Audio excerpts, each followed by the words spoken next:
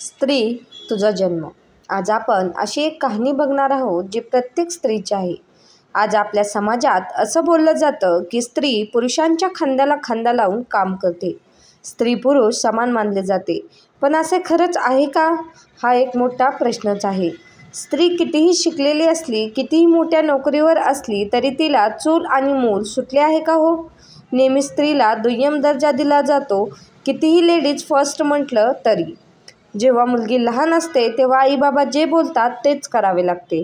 आईबाबा नेहमीच चांगलाच विचार करतात. त्यानंतर जेव्हा मुलगी लग्न होऊन सासरी येते तेव्हा काय सगळ्यांचे बंधन असं नाही की सगळेच तसे असतात.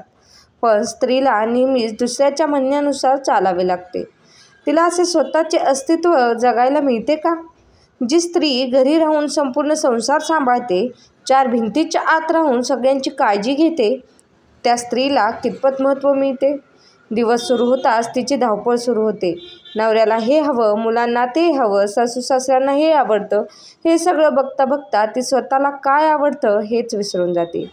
24 तास ऑन ड्युटीवरती असते, पण तरीसुद्धा तिला विचारले जाते, घरात बसून तुला काय काम असते?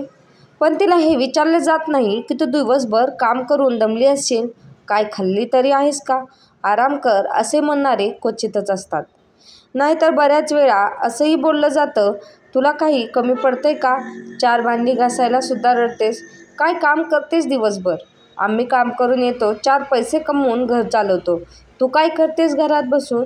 एवढं पण नाही करता येत का? अशा बऱ्याच गोष्टी जी घरी असते, काही कमवत नाही, तिला नेहमी बोलले जाते. असं का? ती जी दिवसभर घरात सगळ्यांसाठी उठल्यापासून रात्री झोपेपर्यंत तिचं काम नाही संपत, नाही तरीही तिला का बोलले जाते? ती माणूस आहे नाही आहे का? की फक्त काम करण्याचं मशीन आहे? तिला मन नाही का? तिला स्वतःची आवड-निवड जपण्याचा अधिकार नाही का? का ती स्वतःच्या मर्जीने काही करू शकत नाही? 1 रुपया जरी खर्च करायचा असला तरी तिला विचारावे लागते. असं का? कारण ती संपूर्ण दिवसभर घरी असते म्हणून? ती बाहेर जाऊन पैसे कमवत नाही म्हणून? स्वतःच्या पायावर घर सांभाळता सांभाळता स्वतःच्या पायावर उभे राहायचे विसरते म्हणून? स्वतःची स्वप्ने विसरून सगळ्यांची स्वप्न कशी पूर्ण होणार आहेत, त्यासाठी काय केले पाहिजे याचा विचार करते म्हणून? का तिला विचारले जाते, तू कुठे काय करतेस?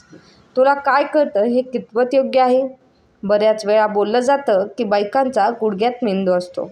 म्हणून खरंच तसं असतं तर तिने किचनमध्ये जेवणात नवीन प्रयोग केले नसते.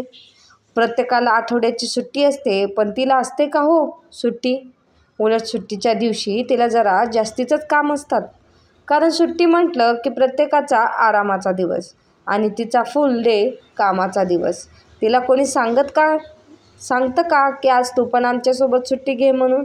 नाही ना. 100 मधल्या 10 घरातच असं काहीतरी होत असेल, तिला समजून घेतलं जात असेल. बऱ्याच वेळा अनेक ठिकाणी तिने कोणाशी बोलायचे, कोणाशी नाही, काय करायला पाहिजे अशा गोष्टीसुद्धा दुसरेच ठरवतात. 4 भिंतीच्या आत ती दिवसभर घरी असते. का तिला समजून घेतलं जात नाही? कोणत्या भाजीत काय घातलं तर ती स्वादिष्ट होईल, काय प्रयोग केला तर पदार्थ चांगला होईल, असे अनेक प्रयोग ती करत असते. त्याला तुम्ही काय म्हणाल? संपूर्ण घर ती सांभाळते, कुठली वस्तू कुठे ठेवली आहे हे तिला अचूक माहिती असते.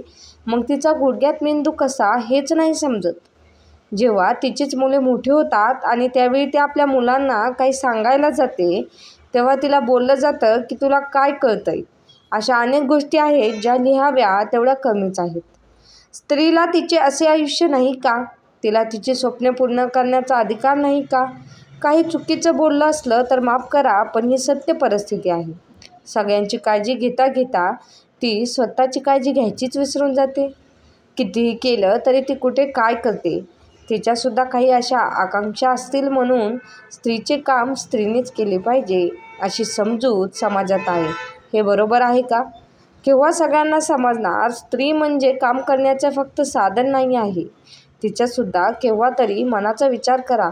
बोलण्यासारखं बरंच काही आहे, पण आता थांबते. पुढच्या कथामध्ये सांगेन तुम्हाला हे स्त्रीबद्दलचे विचार कसे वाटले. नक्की कमेंटमध्ये सांगा. धन्यवाद. लेखिका पूजा भोसले.